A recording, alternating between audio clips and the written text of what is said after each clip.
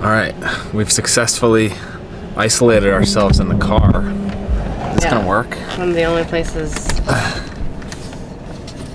Is this gonna work? Oh, we're all just antsy with it. I think that looks good. Yeah? Look at that. How about that? Welcome to the car. Thank you. I have been sitting in the office for a solid 10 minutes waiting for you. I'm sorry. You know what's funny is Andrew thought he told me you wanted to film a video in the car. I just, well, I'm glad we're here. I'm glad we're here. We have positive attitudes. We do. We do. I'm excited to film this YouTube video. What is this YouTube video? Well, I feel like I'm going to learn something from you. Okay. And learn something about you. Okay. The other day, you were talking about breastfeeding is now done. Yeah. And I was cleaning the bottles at the sink the other day, and I saw the breast pump parts there. And then I realized, in a flash of sadness, myself, that phase is done. And you mentioned that you have mixed emotions around the whole thing. So that's what this YouTube video is about, is how your breastfeeding journey went, how you feel about it being over, how you feel about having a fourth child, and we'll go from there.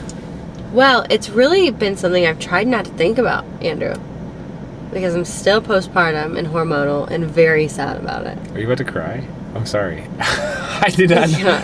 Way to paint that picture. No, somber and sad. I gave you a heads up that this is a topic. I didn't think you were going to write some sympathy song about it. You want me to sing a song? No. It's over. Stop. It's all over. It was very difficult. I felt like this was the hardest. I'm trying to get the AC right just for the mood. I feel like this was the hardest breastfeeding. Well, Drew was the hardest because we really didn't figure it out. And I exclusively pumped with her for 6 months. Jet was super easy. I want you to say that again. Say that again. You did what with her for 6 months? Drew struggled to latch. And being our first baby, I didn't have as much information or knowledge about just outlets of lactation and different things to do. And we had more fears. For sure. We didn't know anything. Yeah. So at Drew, after about 2 weeks, I ended up giving up on nursing, but yet I was still producing a ton of milk, so I wanted to still give her breast milk, so I exclusively pumped for 6 months. Have any of you all out there done this? Because it's a lot. Because here's the thing, it takes triple the time. I would say triple the time than breastfeeding or just bottle feeding, because Sean had to pump, and then we had to feed the bottle to the baby, and then we had to clean the bottles. Yeah. And every night I remember putting Drew down, standing by the sink, back just aching from bending over, cleaning all the bottles, because you had to clean the breast pump parts, and the bottles, and the caps, and all the things that go with it. And then traveling with Drew for work and stuff, whether she was with me or not with me, I would be traveling with pumps, and I got it down to a science. I can't complain about it. It was a lot for a first kid. It was not as much as if we had multiple kids trying to exclusively pump. We managed. We did it. And then at 6 months, I dried up. Tried all the things to keep producing, but dried up. Jet ended up nursing beautifully. So easy. So easy. Nursed him for 6 months, and literally at the same exact period of time, at 6 months, I dried up. In retrospect, I am so thankful that Drew bottle fed, because those moments that I got with her, it's hard to describe. Magic is the first word that comes to mind that even comes close to touching on the feelings that you get. But the babies, the first 6 months, are just completely dependent on you. Yeah. And they're so cuddly, and they can't move that much or writhe around. And Bear now does what Drew does, which is he'll bottle feed, and then he'll kind of caress you, or he'll put his and you just hear their noises of them drinking. And I miss that with Jet. Yeah. I miss that with Jet, and I realized, like, as hard as the whole thing can be, trying to be present in that, whether you're bottle feeding, breastfeeding, formula feeding, you got to soak it up. Yeah. Anyway. So a Jet, I'll never forget Jet. He had this thing when he nursed, and I don't know what it was about him, but he always had to have a leg, like koala, which makes sense for him now. Just like koala hugging me. So if I was holding him like this, he'd have an arm wrapped around me and a leg wrapped around me, always.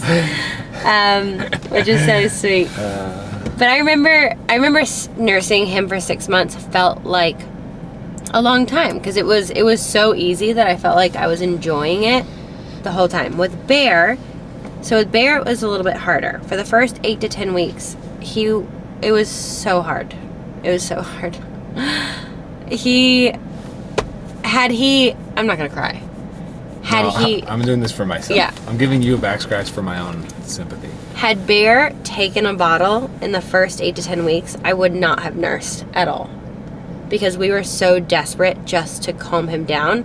He was our first, like, colicky baby, in the sense of we couldn't figure out what was going on, and tried literally everything. We tried every formula, we tried every bottle, we tried every nursing position, lactation consultant, chiropractics, pediatricians, diet changes.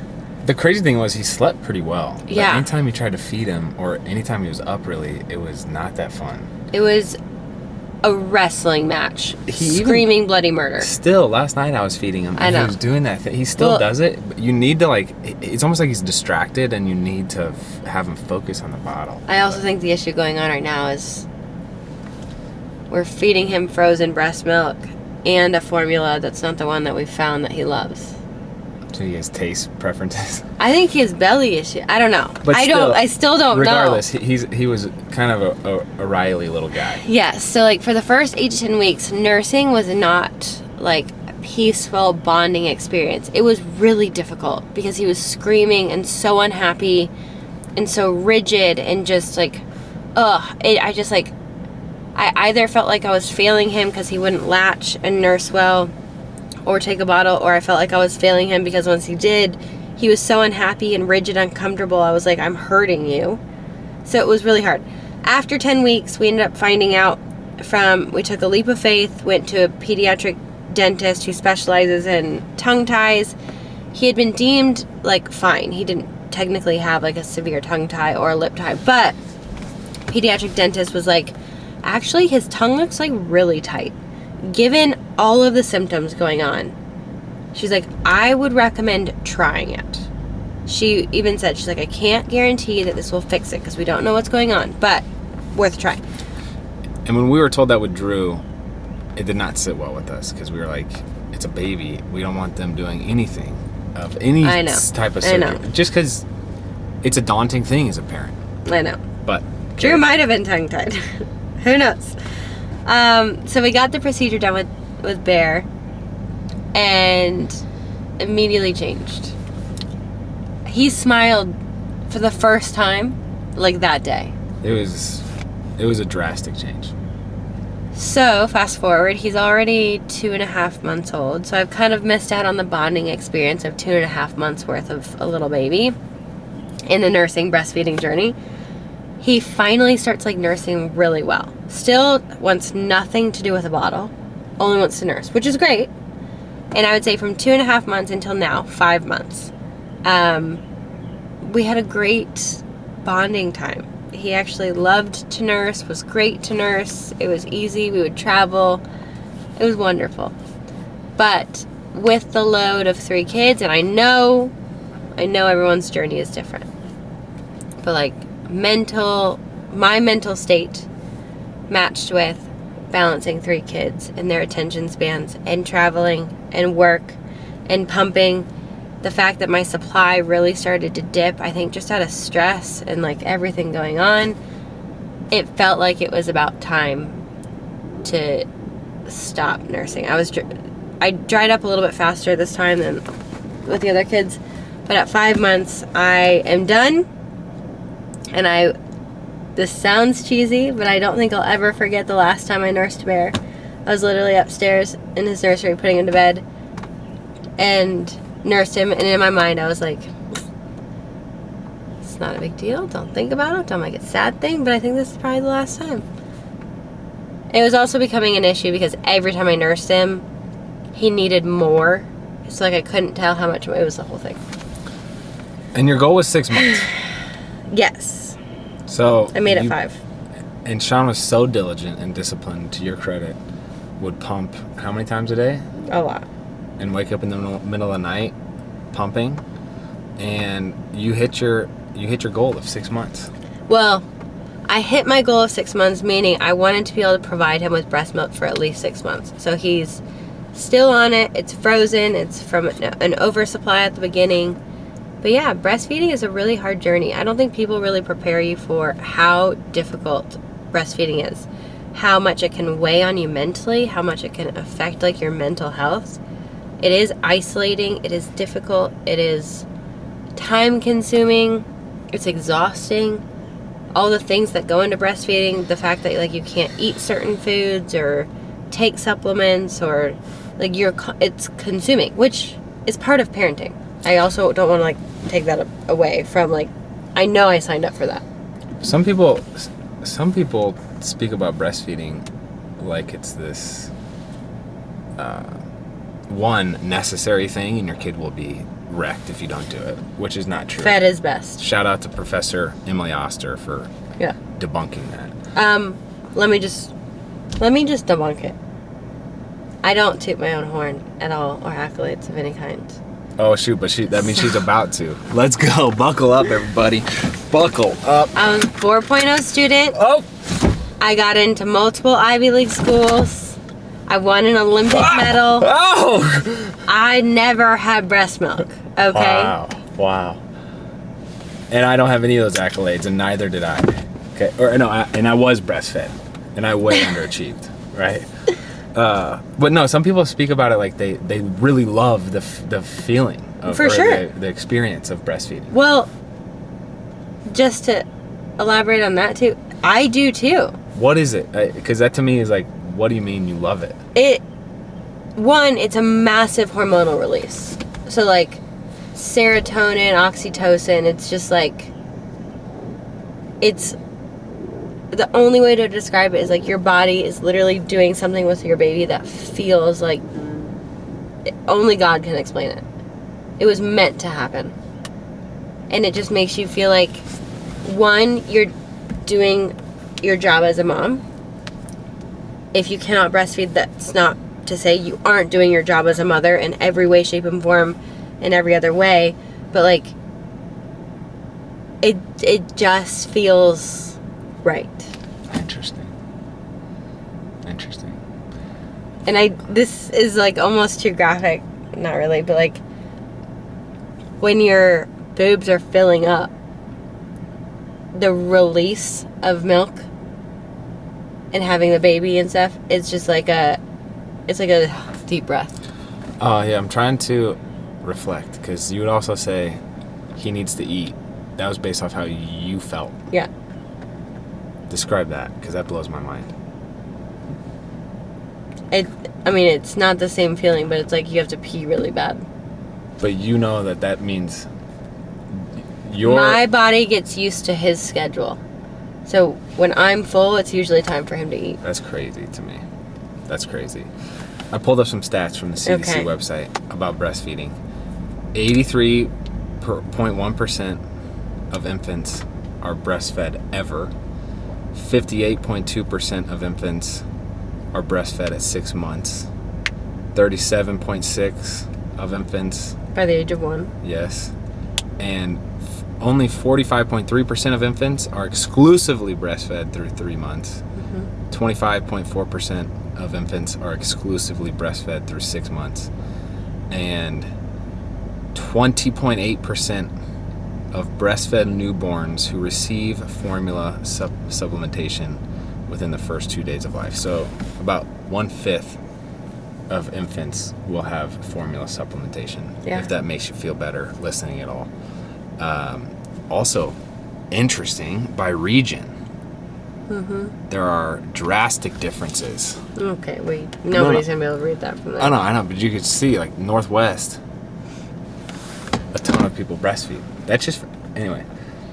It's kind of a cultural thing. It's kind of a community thing. It's kind of a where you live thing. It's also, it's kind of a privilege thing, too. Because so many moms have to go back to work so soon that it becomes really complicated. Pumping and saving and storing and bottle feeding and, like, there's a lot to it. Yeah, we had breastfeeding consultants at our hospital, which probably is not We had the norm. lactation consultants on the daily at our house trying to figure out With Bear. everything. But yes, which leads me to the question of how do I feel being done breastfeeding with Bear? I had a friend, I don't need handheld, it's okay. It's sad. Like, it's sad to feel like I am done with the baby process. That's why I'm holding your hand. I know. And Thanks. also just because I love you. Thank you. I feel like we're done. Maybe, though. I don't know. I love babies. I just love them, dude. They're so cuddly and it's fun and you feel... there's nothing like it. I think there is a massive thought to, do I just miss the baby phase or do I want another member of our family? You know, I think that's a huge difference. Do I just want to have an infant again to snuggle, or do we want to add another person for the rest of our life? Financially, emotionally, taking more time away from our children, traveling because we want to travel the world together. Like, there's a lot of thought that goes into it. The traveling thing, that was, before we had kids, a large concern of mine. Yeah, Now, I never need to leave our house again. I know. And if I'm just in Right. that playroom with the kids, that's the biggest thrill there is. Except for then you have conversations with Drew, who's like, I want to go back to No, you're right. the big boat and the... It's not all about us. I never had that thought until you just said that. That's a really good point. Shout out, Drew. I just think if you can't be content in that situation, Well, for you're not sure. going to be content walking the Eiffel Tower. For sure. And I also want to make sure we have enough bandwidth for every individual child and not like... But for you, I'm about to choke. the end of breastfeeding was like the end of an era, the close of a chapter, Yeah. just because we no longer have a little newborn baby. I'll take all the newborns, okay? But I don't know if we're going to have another one. Are you crying? No, I'm choking. Let me say this, babe. You impressed me thoroughly in how diligent you are raising our kids, doing all the insight and research into what's best for them, Yeah. and then doing all the work to make that happen with the meal prep and the breastfeeding schedule and all the stuff. It's a lot. I love. So I'm thankful for the phase because it grew my love for you. I will say this. This postpartum was rough. It was rough. We had every possible outlet of support we could ever imagine this time around. But this one was still the hardest, which is wild. We'll probably do a podcast episode on that, so stay tuned for that. Postpartum depression. I don't mean to say it. I say it lightly because it's, It was a good phase. Shout out. MVP goes to the boobies yeah. for getting the job done. Mm-hmm. Y'all the real Okay. ones. Okay. I love you. I love you. Let us know though if you've ever exclusively pumped though. Shout out to you because that's a grind. Anyway, that's all we got. I'm Andrew. I'm Sean. Thanks for watching.